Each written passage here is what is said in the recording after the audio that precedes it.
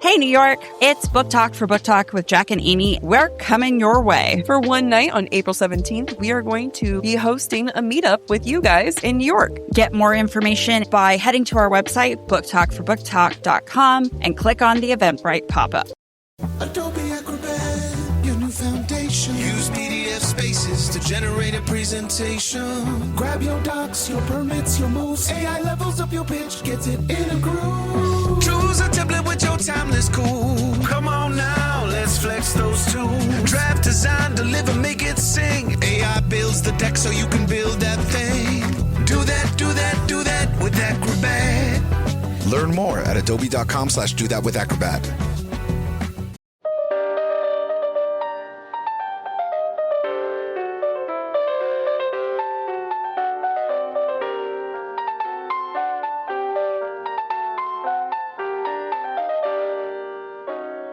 Welcome to Academia Unlocked, a special series from BookTok for Book Talk with Jack and Amy, where we take one classic work and explore it through a 4-part literary journey, moving from understanding the text to a deep analysis, to culture interpretation, and finally to collective reader meaning. This is Jack. And I'm Amy, longtime friends, readers, and co-hosts. And between the two of us, we have over 13 years of academic literary training, including bachelor's in creative writing. Our goal with this series is to bring academic-level literary discussion into a space that feels accessible, thoughtful, and genuinely curious, without losing the depth that makes these works so enduring. Academia Unlocked isn't just talking about a book. It's about learning how to read, interpret, and question it in new ways. Think of this series as stepping into a guided seminar where we explore not only what the story says, but how and why it continues to resonate across time. Each book is broken into 4 episodes, each building on the last. And today, we are on the final episode of Wuthering Heights, where we talk to you guys, the listeners. Although I bet this felt pretty random. Oh, we yeah. posted it on our stories where it's like, hey guys, you know how we only talk about Romantasy books? Yeah, talk to us about Wuthering Heights now. Yeah, like what are your thoughts? No one questioned it, which I respect. Like, I thanks, respect guys. it. I respect it. Yeah, no one was like, the fuck are you doing? No one even asked, are you doing an episode on it? They just answered. I love the trust. It's so true. So I guess this one is a little bit more relaxed in the sense that we're still figuring it out. Like this is our first time doing this round or this version of everything. We'll be better for Pride and Prejudice, in theory. Yeah. Your confidence makes us such experts in this field. You know, it's funny because it says that we have creative writing bachelors, and I want to be like, and master's degrees, okay? Like, yes.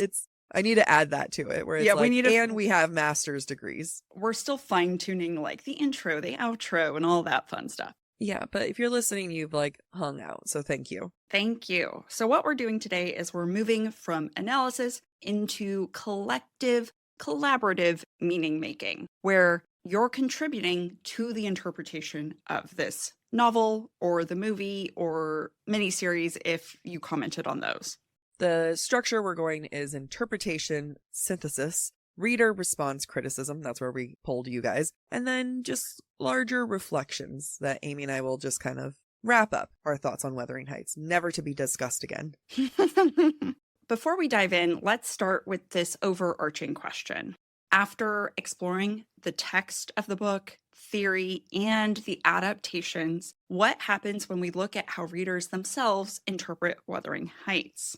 Basically, I mean, your thoughts are also important, is what we're saying. You know what I mean? It is unfortunate because none of you have heard the other episodes, so you don't know what we're asking. Yeah, we're not, true. Like, the hell if you know what we're doing of, like, academic, and that's going to continue for every book. You're just going to have to trust us. You're just going to have to, like, figure out the system and then try to be on Instagram to be ahead of things. If you're new to the show, this is something we do even in our other series when we're talking about Romantasy, which is we ask for our listeners and fellow readers to tell us their interpretation of the text. And oftentimes this does impact Jack's interpretation and my interpretation of the text. We are often amazed at what listeners have to contribute, and they've definitely changed our minds on characters and ways to interpret situations. Oh, we've been humbled.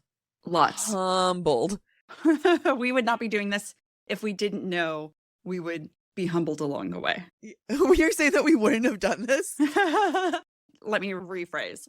If we were more proud human beings, Yeah, there it is. I don't think we would be able to do this because we understand we're wrong often. Do you remember that one listener who sent us a note that was like, you guys are doing great. Now here are the following things that you can do better. And this is why you guys got to see in this. Yeah. It resonated so much with us. us. In that note, kind of were like, shit, I need to like reorientate myself into it. That person influenced our Silver Flames analysis. Mm-hmm. You know, they never wrote back. Well, they haven't heard the new season yet. No, but we definitely talked about their comment on the podcast. That's true. So we're going to start segment 1, and that is going to be readers as interpreters. So that's you guys.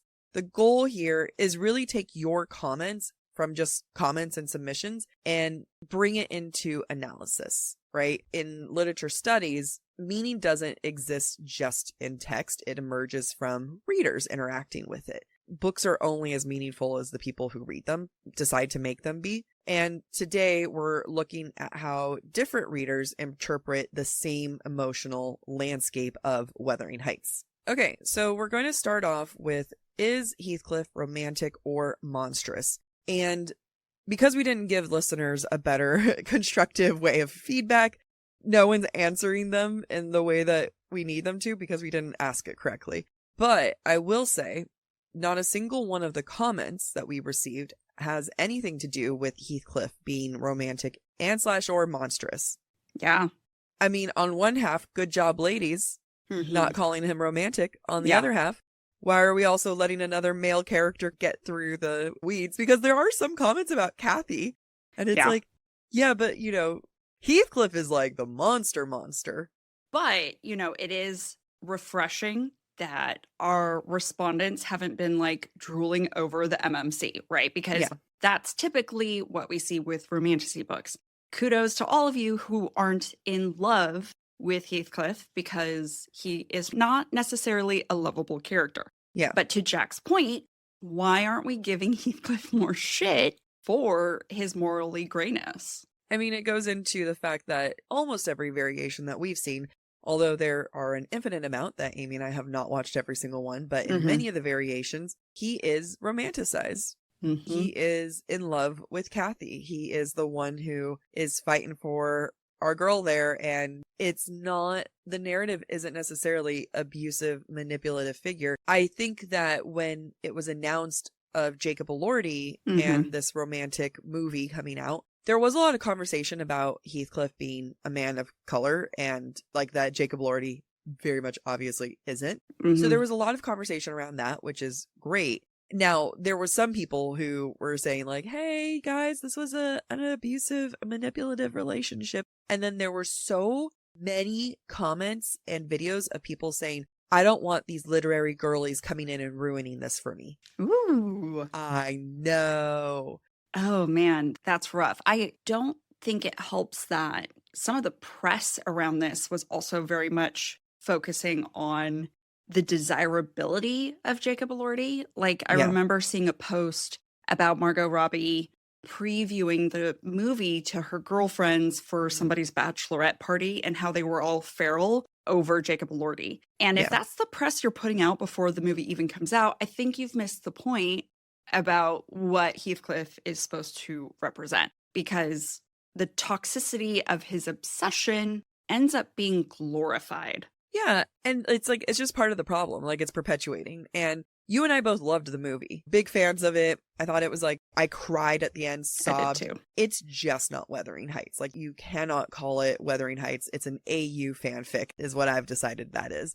Yep. But the amount of people who have not read Wuthering Heights, who might have only seen various adaptations of it, they're the ones who are going to walk away having an impression on it, and then what people and producers and studios put out is people's impression of Wuthering Heights rather than Wuthering Heights itself.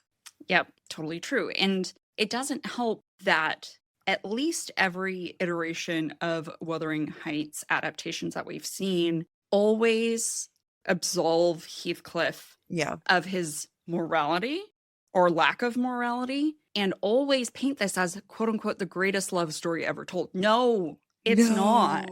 no, this is media feeding us a lie. This is men feeding us a lie. I mean, granted, the Wuthering latest version is by a whole host of women, but we're glorifying bad behavior from men. And don't get me wrong, Kathy is also Catherine and Kathy, actually. They're all bad people. Yeah. They just are. But we absolve many of them, most of them, of their wrongdoing. Let me do a horrible comparison.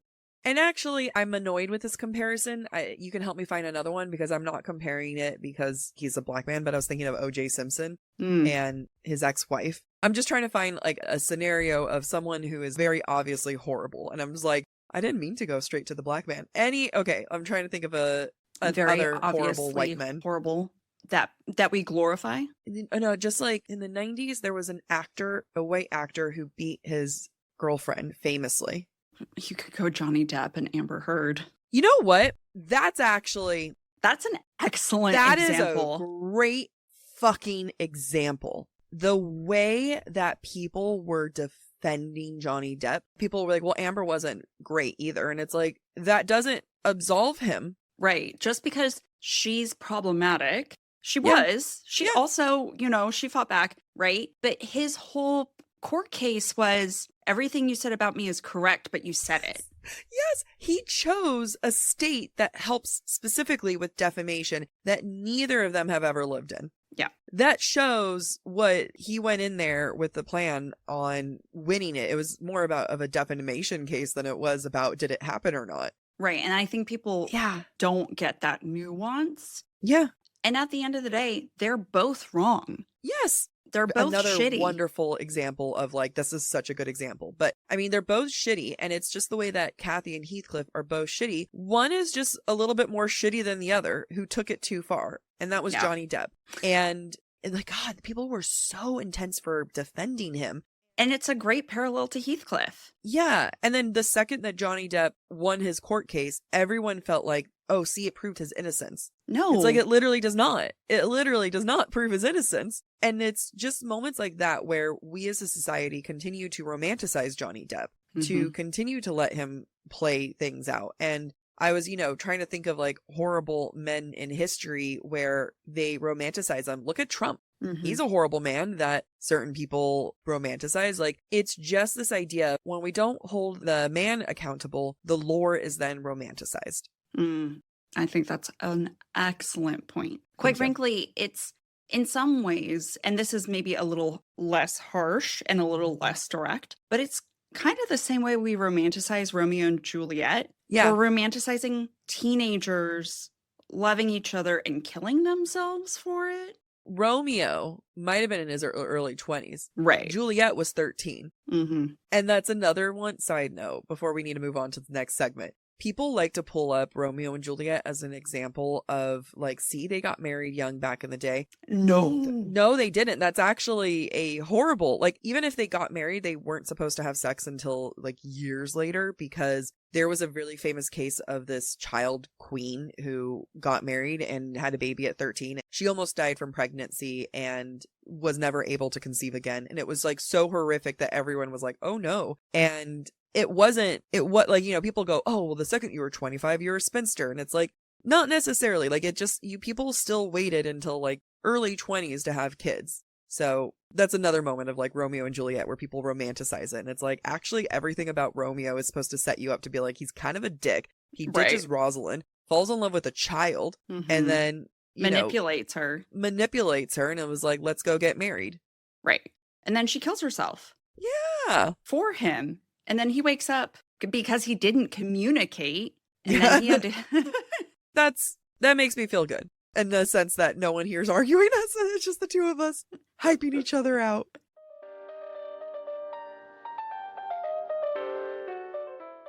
Grab a snack, stretch your legs, and we'll be right back. I have the most complicated period ritual just to make sure that I am comfortable and I don't have any accidents. And at the end of the day, I'm not comfortable and I still have accidents. I am so happy that I have finally made the jump to Knix because I can sleep so much easier when I'm on my period now with their leak-proof underwear. Knix, that's Knix, has completely changed how I feel about my period. Their leak-proof technology not only looks and feels like regular underwear, but it washes like regular underwear, and they have a range of absorbencies because if you're like me, my period keeps changing. The heavier days are heavier and shorter, and I don't know what to expect. With up to 6 super tampons worth of absorption, I'm totally covered. Plus, Knix has patent bonded edges to prevent side leaks. We all know about those dreaded side leaks. They are the bane of my existence. Their underwear is buttery soft, stretchy fabric and cuts like thong, bikini, boy shorts, high rise, and more. Their thong has seriously changed everything. I wear that on my last day of the period where like I just need something for the gym. Pad doesn't feel comfortable. Tampons don't feel comfortable. Knix, game changer. I swear by their boy shorts for overnight on heavy nights. I even wore those boy shorts under my dress during my engagement photo shoot. They were lifesavers. Head to Knix.com and you'll see why we love Knix. Use code BookTalk, that's BOOKTALK, for 15% off your order. Get leak-proof undies, amazing bras, and more. That's KNIX.com using code BookTalk, BOOKTALK. Knix.com.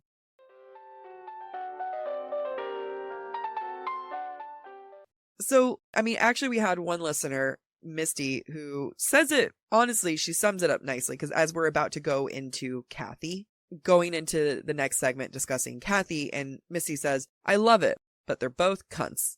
I don't remember feeling that way reading it. Reread time. So that was Misty's take on the Jacob Elordi and Margot Robbie. It's funny because I feel like they're more cunty in the book. Like, yeah. They're more horrible in the book. Yep. The movie was so gentle with them. Yeah. I mean, yeah, the movie was very forgiving of Heathcliff, which we talked about in last week's episode. Less forgiving of Catherine. Less forgiving of Catherine, but did a good job conveying her complexity, which is kind of dumbed down in past versions of Wuthering Heights adaptations. I'm so annoyed because it's like, wow, you give us a more complex Kathy, but a more complex Kathy equals a more salty, a more complicated, and non-moral, like a morally gray character. But then you made Heathcliff better. So it's like, so you portrayed the shittiness of this female character better, and then you got rid of the shittiness of the male character. Yep. Like, do you see where it's like, you know, you brought one up, you brought one down, but like down is where they were, is where she is. Right. And again, it's hard because that's where it's like, I liked this movie a lot. It will never succeed as Wuthering Heights because of things like this. Yeah. You know? Agreed. So, Catherine, our girl, victim, agent, or catalyst. Let's talk about her being trapped in society. So, trapped by society. Funny how no one calls that out. Yeah. And honestly, I don't think it's very well done in most of the movies either, right? She seems flighty. She seems to be not as devoted as Heathcliff is to her. And she seems like a gold digger in most cases, quite frankly. And maybe the subtext is meant to be there, but I don't think it's done very well, except in the 2026 version of Wuthering Heights. And I even say it's lost a little bit in the book itself. Yeah. Because the story's being told from Nellie Dean's perspective, and Nellie Dean is biased, right? Nellie Dean intentionally makes Catherine look as bad as possible. So, if you're not doing the analysis, you do assume these things about Kathy. I'm very disappointed in the screenwriters of the older plays of the older movies, because did you not study the book? I know. It is something where, like, I feel like so many of the past movies were just like, and then she got a makeover. And then she came home in a shiny dress. And to your point, the 2026 Margot Robbie, her portrayal and how they depicted Catherine as being a doll and as, like, you know, moving into a room that is made out of her skin or looks like it's made out of her skin. I think that they did a great way of showing that she is trapped, that this is not her, that it's comfortable, but, you know, like, she's very much trapped here. That's part of her complexity as a character. Right. And they did a lot of good setup because they chose to combine Hindley and Father Earnshaw's characters. Yeah. And so they made Mr. Earnshaw very despicable as a father figure. Yep. She's literally freezing, can't light fires because they have no money for firewood. She does it to save herself, right? She marries Edgar to save herself and her family from being destitute. Yeah. But is that actually living a life by selling yourself over to the highest bidder? And the fact that they played that up was a good, more in your face, because in the book, it's not so aggressive, right? Mm-hmm. You know, they want to advance themselves, but they're not destitute necessarily. I mean, eventually Henley goes and sells off his property, Right. but it's more of like, it is an advancement. I totally forgot about that fire scene and that Heathcliff like smashes a chair in. I had two immediate thoughts. The first one, damn, that's hot. The second one is, great, so no one can sit. Like, what are you going to do when Kathy is like, I wish I had a chair? Is he going to go and get a boulder and smash that in so that she can sit on it? Yeah, my last thought was, that was the last nice chair around the table. I know. You could have sold it. Well, it's like there were other more falling apart things in the house that could have burned. Yeah. It was hot, but it was also showing his limited thinking abilities. So Catherine is, as a reminder, she's emotionally destructive. And I love the framing of this, of shifting it to saying she's destructive. And that's like a trait that I feel like many people can see even today, that you're going against your own good. You're dating a guy and he's really nice and you start running away and your therapist goes, are you being destructive right now? Yeah. Are you Like, self-sabotaging? Yeah, exactly. And Catherine is very much a self-sabotaging character. Another one that people don't always capture, but I'm hoping that through this, everyone kind of sees that a little bit more and maybe even sees themselves in Catherine with that. Yeah, I think it also begs the question, and this is where I think every movie interpretation or adaptation is a little different. Yeah. To what extent does Catherine use her emotional destructiveness to trap Heathcliff as much as she feels trapped by society? Yep. And I think each adaptation that we've seen does it differently. If I think about the book, it certainly seems like, I don't know that Nellie Dean necessarily paints Catherine as malicious, but I do think she paints Catherine as uncaring. Yeah. And the destruction, the implosion of her emotions is self-induced because of that carelessness. Whereas if you look at the Laurence Olivier version from 1939, love how we call it by the man. Yeah. I don't know the actress's name. She was very pretty though. In that version, Catherine is very spiteful, very malicious. Like, she marries Edgar out of spite, not because it's for the betterment of her family. Yep. In some ways, I was in high school. I interpreted Catherine's treatment of Isabella and mocking Isabella for her feelings towards Heathcliff as malicious, as intentionally not only putting Isabella down, but antagonizing Heathcliff to see if he would declare his love for Catherine rather than the opposite of what he does, which is go and illicitly marry Isabella and trap her. Yep. But I do think every movie interpretation that we watched paints it as Catherine genuinely warning Isabella away from Heathcliff and being like, he's shitty. Yeah. Like, stop romanticizing him. Except for the Margot Robbie version. And I love that because it is a combination, right? Like, it's her being concerned and her being jealous. Like, you know, there is certainly jealousy there, but it's also like, no, he's not good. Like, you are way too weak to be with a man like him. Like, he would eat you up. And I felt like the modern version did a great job of capturing both elements of it. I think what it did well is show just how aligned Heathcliff and Catherine are in their enjoyment of making others feel bad. Yeah. Right? Because they've spent their lives talking shit about the Lintons. And now that Catherine is married to the Linton family, she can't necessarily do that to Isabella. So using Heathcliff as an scapegoat to do that shows just how bad she is in comparison to Heathcliff in some ways. It's so true.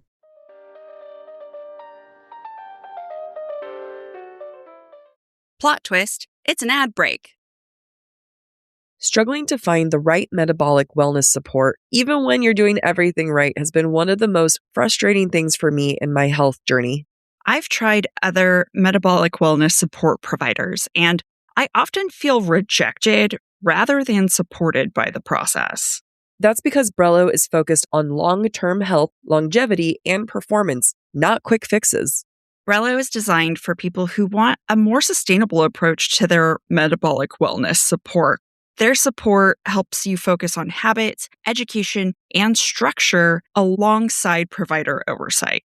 Getting my GLP-1 through Brello has been so easy. They make it so effortless, and they provide all the support I need through their app. Their app is one of a kind in my book because it allows you to track progress, manage reminders, and stay on top of renewals. And if you're like me, managing the renewals is the hardest part. Everything is managed online, making it easier to stay consistent over time, and medications are delivered to your door.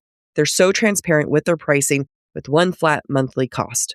Go to BrelloHealth.com to see if you qualify and explore their GLP-1 plans, starting at $133 per month for your first 3 months, plus access to their app, community, and wellness classes. That's BRELLO health.com.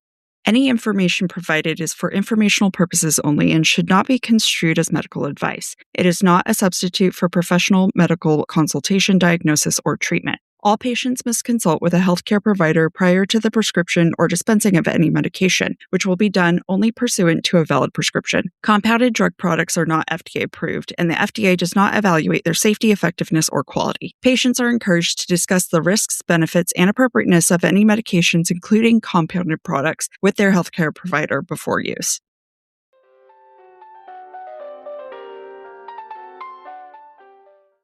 Shall we get into segment 4? Actually, one of our listeners said something about Kathy. Oh, okay. Jade said, book was grim, violent, and racist, but good to see unpleasant women represented in a book for the era. Yeah?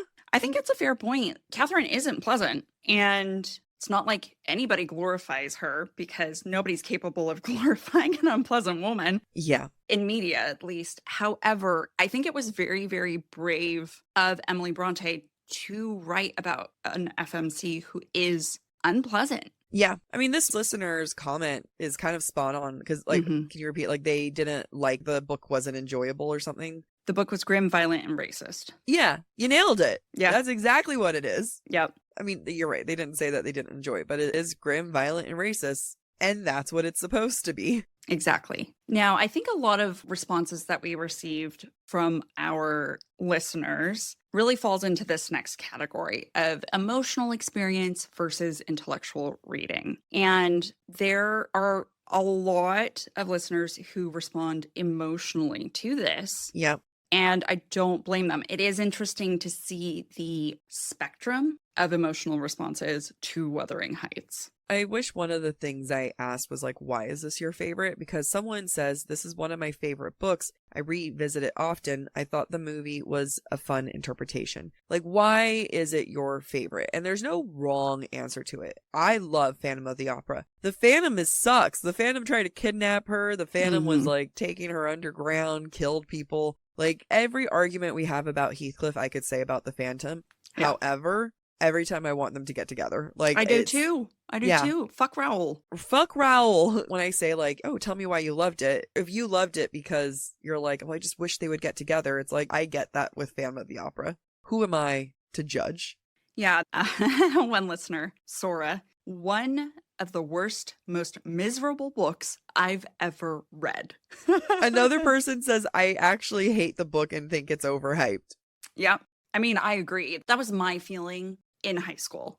And that's why when Jack was like, we got to do this, I was like, okay, I know why we're doing it, but I really don't like this book.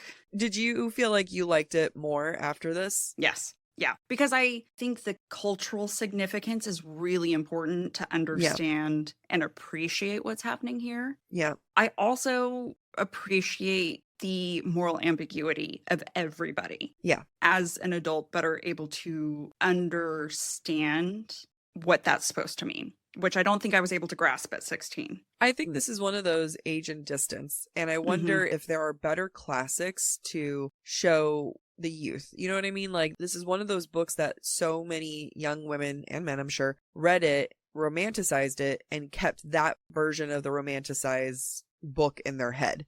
Yeah. When it's so hard to get 16-year-olds to understand, like, hey, yeah, it's actually about abuse, and, yeah, you know, saying I am Heathcliff isn't romantic. Right. Brogan says the same thing. The toxic obsession in the book should not be romanticized as a love story. Yeah. And that's where, you know, it just keeps coming back down to, right? Mm-hmm. But if someone looks at this and sees it as a romantic love story, then, you know, I get it. I would argue that Phantom of the Opera is meant to be viewed as a tragic, because she does choose Raoul in the end. And it is kind of like a wistful goodbye to the Phantom, but it is like an actual happily ever after. Mm-hmm. So, but versus this one, it's like you're not meant to feel good. Right. I think Phantom of the Opera is supposed to be like the follies of youth. Yeah. And experience teaches you to choose better in the future, where Wuthering Heights does well and why it's studied so much is all the symbolism. Yeah. And because of its gothic nature. And we do have a few listeners who pointed out, like, the symbolism of Chef's Kiss, the cinematography of the movies is amazing. And that's intentional because it's so integral to the storytelling. Yeah. Someone wrote, loved both, but calling the movie an adaptation of Wuthering Heights is the same as calling The Lion King an adaptation of Hamlet. That's great. That's so true. Yeah. I don't think they marketed it as Hamlet. They didn't go around and be like, it's Hamlet for children. No, they didn't. I don't think anyone would allow their child to watch Hamlet for children. I feel like this movie, and it wouldn't have gotten made, but I feel like it would have been better off having been like Lion King, Clueless, like something. It doesn't even have to be modern, but just something like completely different that you can then go, wait, is this Wuthering Heights? And you go, yeah, it was inspired by it. But it never would have been made if it wasn't called Wuthering Heights, right? Right. Like, that's part of the name of that draws people. Right. It is interesting how we have some responses where, okay, the movie inspired me to read the book. Yeah. Because I've never read the book or I don't remember the book. And then we have one response from Melissa that says, the first quarter of the book was confusing. Yeah. And structurally, it can be very confusing if you don't know what you're getting into. Yeah, so let's get into the we'll call it the intellectual side of reading, where you think about the structure of like the quarter. Yeah, so that's the same, Melissa. The quarter of the book was confusing with POVs, and then someone else says in a DM, they wrote, favorite book, CB is an absolute genius. Is that the director? I think it's Chloe Gong. I mean, were they thinking Emily Bronte and they wrote Charlotte Bronte? Oh, maybe. They continue, I've always considered Nellie Dean a villain. Well, not a villain, but definitely not innocent. She's a fully active participant in the madness. I feel like in her narration, she kind of pretends like she's innocent, like she's an innocent bystander to all these crazy neighborhood shenanigans. I like that the film shows her in action as part of what leads to Catherine's death. In the book, what really cements Nellie as a villain for me is when young Kathy is basically kidnapped by Heathcliff and forced to marry Linton, and Nellie Dean is just like, shrug emoji? Like, someone call the police. She is so messy. They're all messy. Whoever played Isabella crushed it. She was my favorite part of the movie. Yeah, this movie did a fantastic job. I loved the movie for many reasons. Yeah. Because it's an interpretation. But if you're looking for an accurate portrayal of the book, that is not what you want to go watch. No. Right? That movie is not an accurate portrayal of the characters or the story. And Lindsay says it pretty well. This is one of my favorite books. I revisit it often. I thought the movie was a fun interpretation, but ultimately lacked what so many love about the book: the haunting, the misery, and the unending longing. Yeah, I'm going through DMs that I missed where I'm like, oh, people did answer some of these questions. So here's another DM, and I don't want to diminish people's experience or thoughts with the book. They wrote, the book is equally a love story as much as it is a revenge story. The second half of the book is just as important as the first. The movie, while visually stunning, should not be called Wuthering Heights. Make a new movie. Yeah, I'm saying yes to call it a new movie.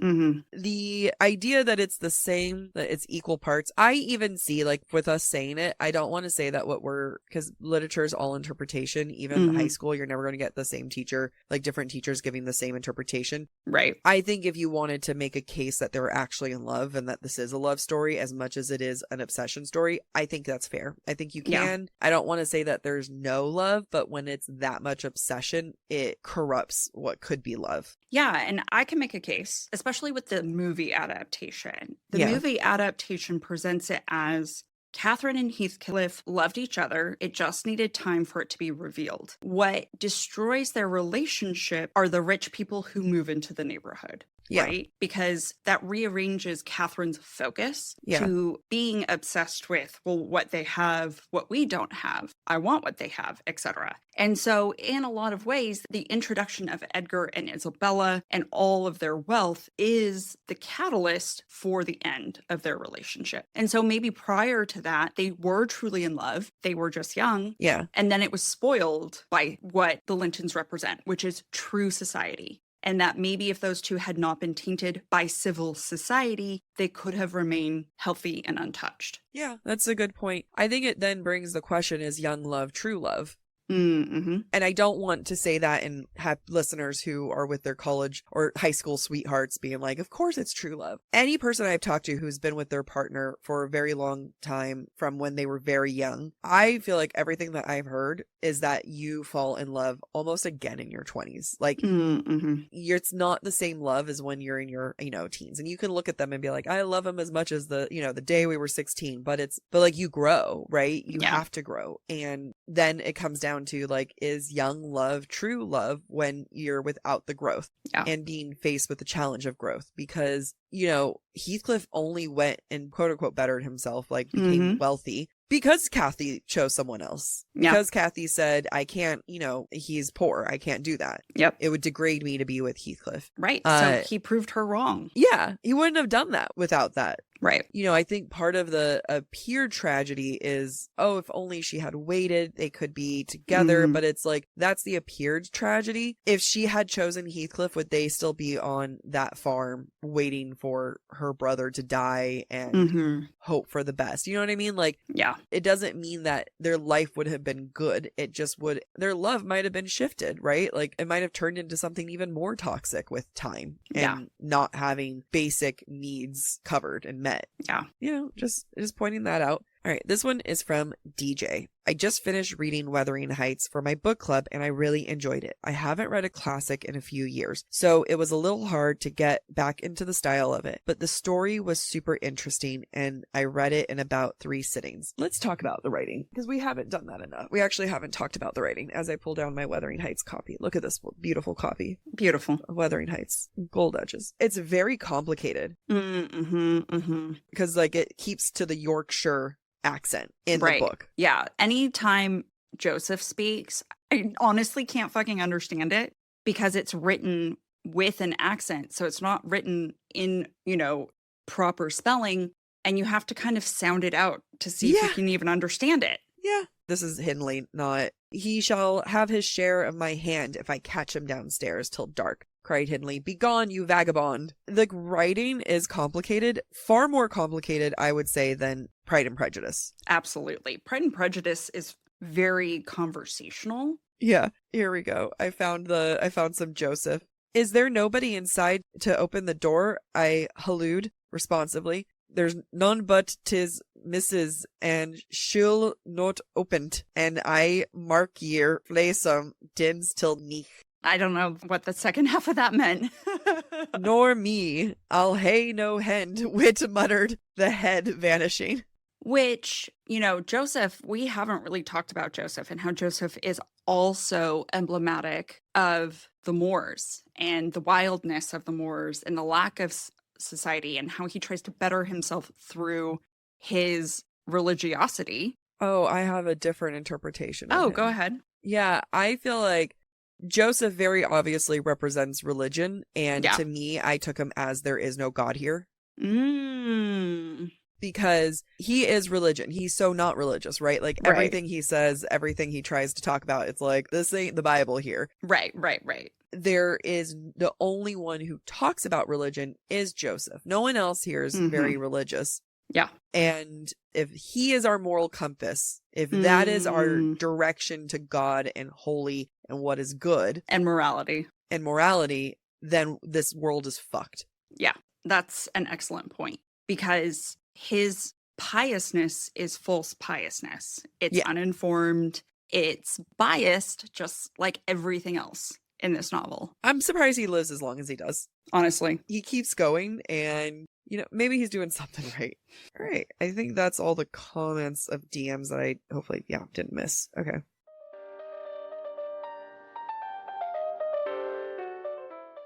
Teeny pause, big feelings, short break. I didn't think the pain from the shingles rash would affect simple, everyday tasks like bathing, getting dressed, or even walking around. I was wrong. Though not everyone at risk will develop it, 99% of people over the age of 50 already have the virus that causes shingles, and it could reactivate at any time. I developed it, and the blistering rash lasted for weeks. Don't learn the hard way, like I did. Talk to your doctor or pharmacist today. Sponsored by GSK. Yes! Yes! A Lego set is a gift that always clicks. And clicks. Ooh, ooh, and clicks. For kids who love to save the day, choose a Lego set. A gift that always clicks.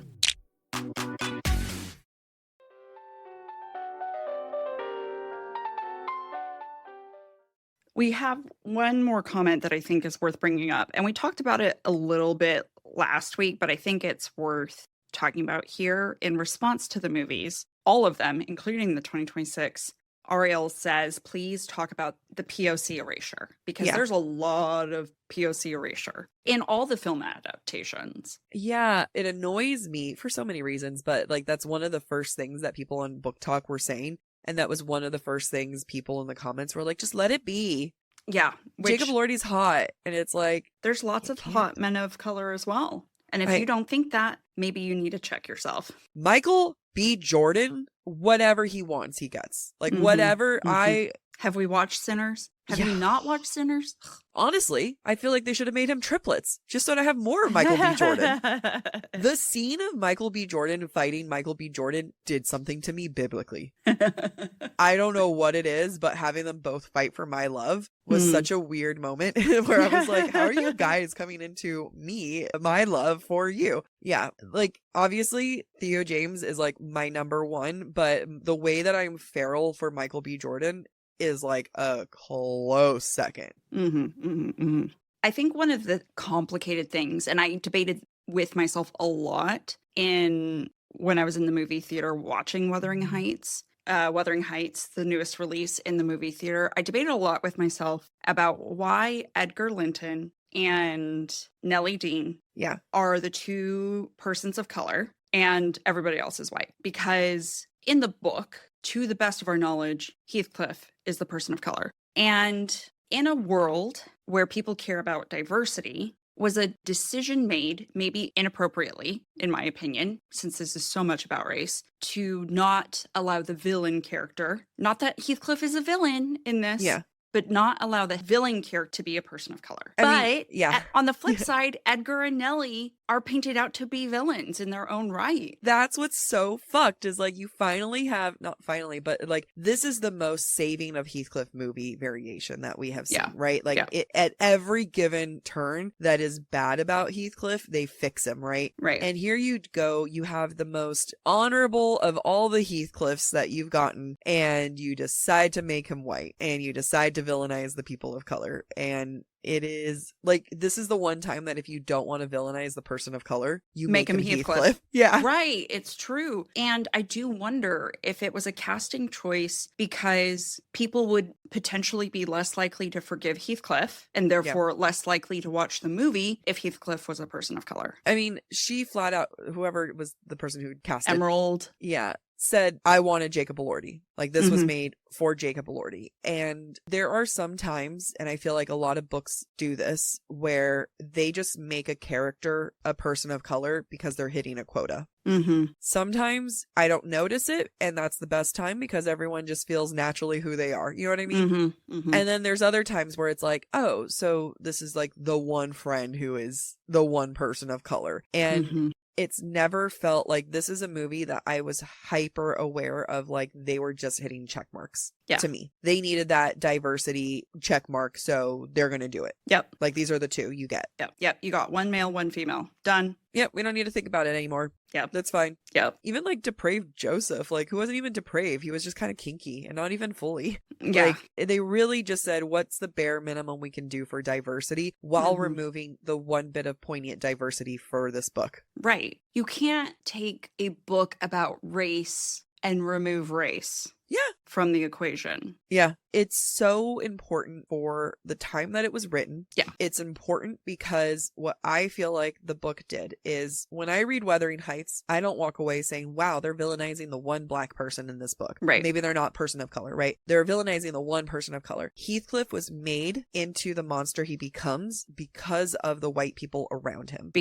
And that's hard to do too, right? Like, you have a villainous POC who is, but like his villainous was created by white people. So I feel like what you're saying, you know, someone, they might think it's risky or it's like an easy, like, even if it's not risky, like an easy racist out. And it didn't feel like an easy racist out. When I read the book, I don't look at it and say, Emily Bronte is just trying to make the one person of color villainous because in the time period, they felt like anyone who was not white was villainous. Right. I didn't feel that at all. I don't either. I felt it was very much Heathcliff was an innocent boy who was brought in and turned into the monster because of Hindley, because of Catherine, because of the situation in the constant racism and Nellie Dean calling him it for the first bit of his life. Like, Heathcliff was an innocent and then was created. Yeah. Everything he does is to get revenge on the people that made him feel horrible. Right. And made him and abused him. Right. Exactly. In some ways, I mean, irony that Jacob Elordi was also Frankenstein's monster, but in a lot of ways it's like Frankenstein's monster, right? Yeah.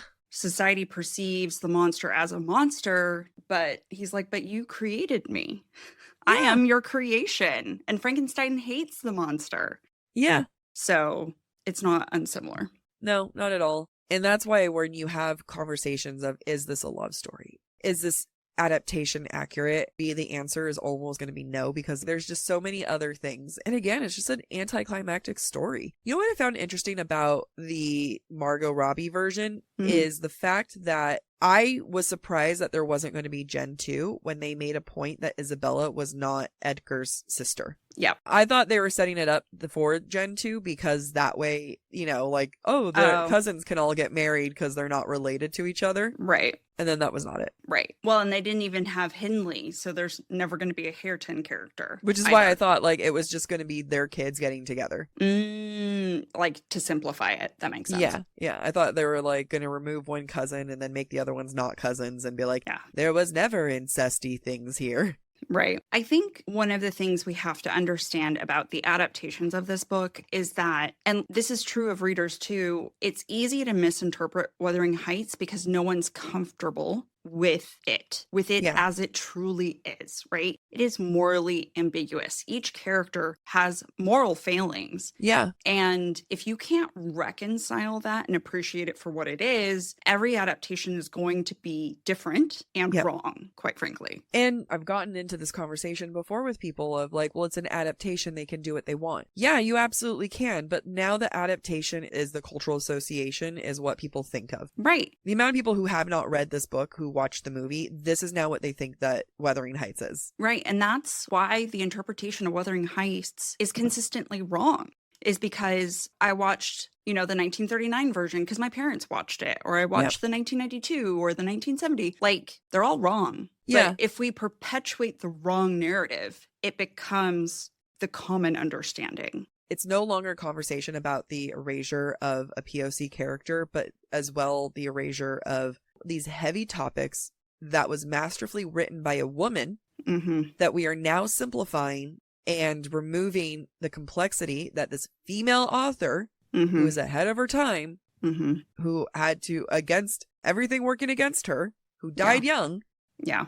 We are stripping her legacy. If anyone reads ACOTAR or anything along those lines, SJM talked about in her Call Her Daddy interview legacy. Mm-hmm. And I think that's fair for authors to talk about their legacy. And when you have an author like Jane Austen, her legacy lives on and, you know, is so celebrated. And I feel like when you have a book like Wuthering Heights and every single adaptation, every single time people like just kind of glaze over it and miss it, you're diminishing the legacy of a young woman who wrote a book that was ahead of her time and was like meant to be a certain way. Yeah. I mean, in a lot of ways, what society has done has taken Wuthering Heights and has tried to fit it into the boxes of Jane Eyre and Pride and Prejudice. Yeah. However, it's more accurately Mary Shelley's Frankenstein. But they don't ironically. allow it. Ironically, you know, and that's classified as a horror, even though there are elements of love. But because people are not comfortable with this idea of people in love creating a toxic environment, it doesn't fit in the category of horror for them. It must be romance. Yep. So that's that segment. Yeah. So that kind of combined our last segment, guys, where it goes into the moral ambiguity, which invites multiple readings. I'm really happy that we did this in the analysis, and that's like what Academia Unlocked is all about, right? Where I haven't read this in forever. I haven't thought about this book critically in forever. Certainly not with my adult brain.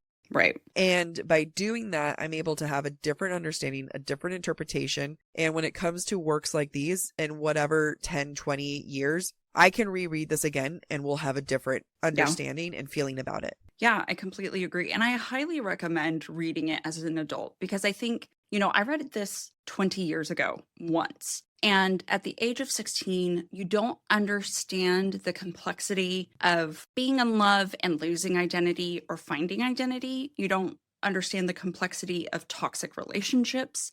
Like everything is very two-dimensional. And so to be an adult reading this, you can see the other dimensions Bronte is operating on and this story is operating on. And it really does make you examine what is love and what is healthy love. And this is not it. Yep. And I really hope that through these 4 parts, you know, if there's anything that's clear, it's the fact that, you know, we talk about in very like decisive terms and words, but at the same time, like, hopefully you heard the like, well, it could be this, it could be that. Weird times that I was defending Kathy, and other times it's like, oh, she's straight up manipulative and abusive. It exposes how we interpret intensity, love, and identity. Like, literature isn't about giving answers. Right. It's not an easy thing. Even when there are clear answers, like this book is about abuse, it's complicated. Right. There's layers, and that is academia. And that's why people read it differently. Just like Jack has a different interpretation of Joseph's role versus me. Yep. Like, and all are acceptable. Absolutely. I hope you guys liked it. This was our very first book for Academia Unlocked. Amy and I liked it, so hopefully you guys did too. Yeah, and if you give us feedback, we won't be able to incorporate it for several series. Yeah, so don't get mad at us yet. But please give us feedback, because in that way we can incorporate it for down the road. Yeah, and just make a better series. Absolutely. Next book will be Pride and Prejudice. After that will be The Color Purple. We'll put it in the show notes what books are coming up. After The Color Purple is Twilight, then The Joylet Club. I think you can stop there. Okay. Yeah, we'll stop there. So you guys can get ahead of the reading. Yes. Yeah, let's sign off. Thank you for listening to this week's episode of Academia Unlocked by BookTok for BookTok with Jack and Amy. Next week, we begin our 4-part discussion of Pride and Prejudice by Jane Austen. If you're enjoying the show, don't forget to rate, review, and subscribe on your favorite podcast platform. It really helps other readers find us. And of course, we'd love to hear what you thought of today's episode. Share your comments through our form at booktalkforbooktalk.com, and we might feature your feedback in a future mini episode or in a Patreon exclusive episode. For merch and more ways to support the show, head to booktalkforbooktalk.com. You can follow us on TikTok, Instagram, and YouTube at the handle BookTalkForBookTalk. And don't forget to join us by subscribing to the Subtext Society Journal.substack.com to get more insights into the romantasy and romance genres. Bye. Bye.